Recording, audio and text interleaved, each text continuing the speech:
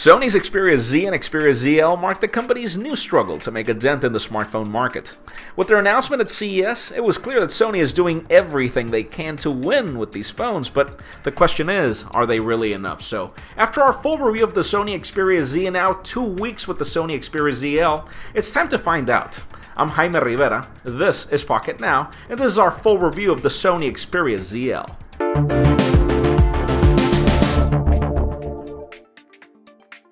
If I had to describe the Xperia ZL with one word, I'd call it elegant. Even when Sony decided to go for a plastic design and not the glass-on-glass and waterproof design of the Xperia Z, the ZL is just as polished and simply a beautiful design on its own. Probably what's most striking about this device is the almost invisible bezel on the 5-inch 1080p display, which leads to great one-handed use and a pixel density of 441 pixels per inch.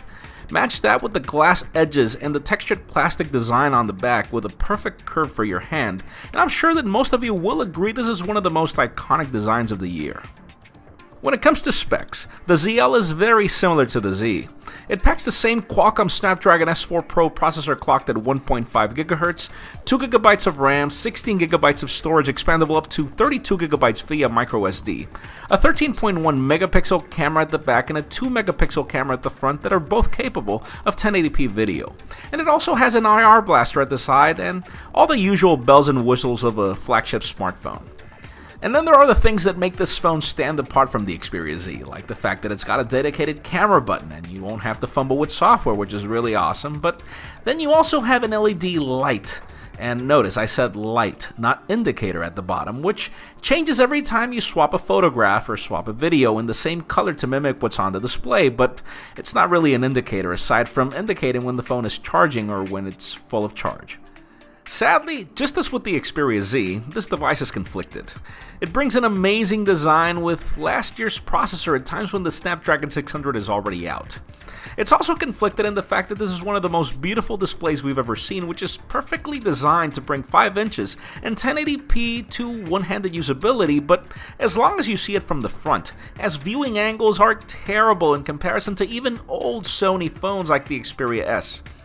At first we thought this was a problem with the screen protector that's placed on pretty much every Xperia when manufactured, but once removing it, the results are the same. And yes, this is with the Bravia Engine 2 activated. Overall, the hardware is definitely something you'll like. The design is beautiful, you get expandable storage, an IR blaster, and if you're picky about pixel density and one-handed usability, this device is definitely for you. But things get complicated if you're picky about color on viewing angles or rocking last year's specifications in 2013. Software at a simple glance should be great, since it looks a lot like stock Android, right? Well, there's more to it than meets the eye. The device runs Android 4.1.2 Jelly Bean, which is great, and Sony has retained the stock SoftKey design since their late 2012 lineup, allowing you to launch Google Now in the same way you can do on pretty much any Nexus device, but sadly the stock experience ends there, and that's for both good and bad. On the positive side, the device blazes through absolutely everything you throw at it, and pretty much with no stutters at all. The Sony UI is very refined, very polished, and it makes the device look very elegant. It doesn't matter if you're running applications, opening folders, flipping through screens, playing a game, the device is definitely a trooper in everything you throw at it. Sony has also enhanced it in places like their themes and elegant widgets, and even their multitasking menu, where you'll find floating widgets they call small apps, which bring you a calculator, a voice recorder, and other services anywhere you are, even within applications. This even includes a small app for the IR blaster, which later expands to their full IR blaster application, which is not limited to Sony products. You can add devices from almost every brand, or make the app learn controls if the device is not found, which is really neat.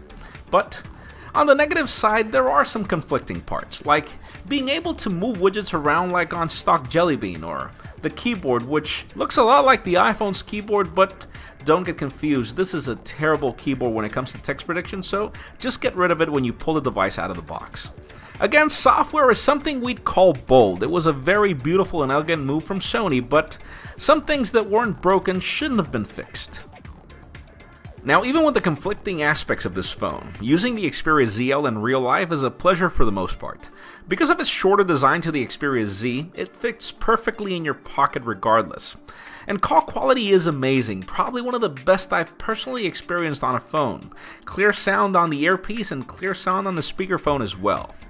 Data speeds and its switch between Wi-Fi and data were also great, but bear in mind there are 3 models of the Xperia ZL in the market, so just make sure you buy the device with the right bands for your network.